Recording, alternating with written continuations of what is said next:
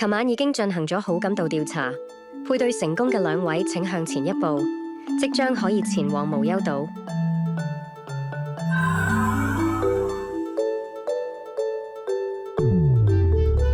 我冇諗過我會得唔到信，我封信係俾 Jenny 嘅，我以為佢對我都有興趣。封信咧，我俾咗阿 Kim 噶，即係點解唔俾 Anson？係因為咧，佢真係得個學噶咋，空心噶。有一次咧，提起危疾，危疾保險間公司都一樣噶啦，保嘅又差唔多，是但揾一間得啦。個個女仔都有眼耳口鼻，咁係咪就係差唔多？唔通求其揀一個都得？我俾咗封信邊個？點解俾佢？因為佢夠細心。雖然每份危疾保單都話保癌症、保心臟病，但你要睇清楚保單條款對唔同疾病嘅定義，先知道究竟響咩情況下有得賠。睇嘢唔可以淨係睇表面。男人我只揀最好嘅。我封信俾咗邊個？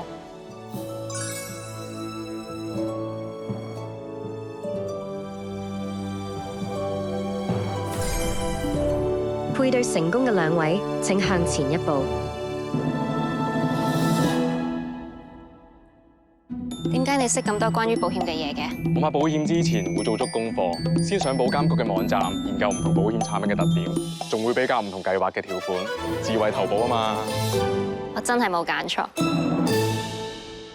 嚟到節目嘅最後一集咧，我想問 Catherine 一個最基本同埋最核心嘅問題。其實危疾保險同埋醫療保險係咪二揀一就得嘅咧？我想同大家解釋一下危疾同醫療保險嘅分別，兩者嘅保障項目同埋賠償方式其實都好唔同㗎。醫療保險主要係賠償因為意外事故又或者疾病而引致嘅住院同埋門診醫療開支，賠償都係以實報實銷嘅。危疾保險就係當投保人患上指定嘅嚴重疾病嘅時候，提供一筆過嘅現金賠償，受保人可以自行決定嗰筆賠償係點樣用，兩者唔需要二揀一。投保人可以按自己嘅需要同埋負擔能力，靈活配搭兩種嘅保險產品。劇入面阿 Kim 有提到咧，其實危疾保險嘅定義有機會影響賠償啦。我哋可以做啲乜嘢先避免到殺上時嘅爭拗咧？大部分危疾保單咧都涵蓋癌症、中風、心臟病等嚴重疾病，但係即使個病名睇落去差唔多，喺唔同保險公司嘅保單條款之下咧，都可能有唔一樣嘅定義㗎。保險業界正為常見嘅危疾制定劃一嘅中英文定義，等大家更容易理解唔同危疾嘅定義，並且提升透明度同埋對消費者嘅保障。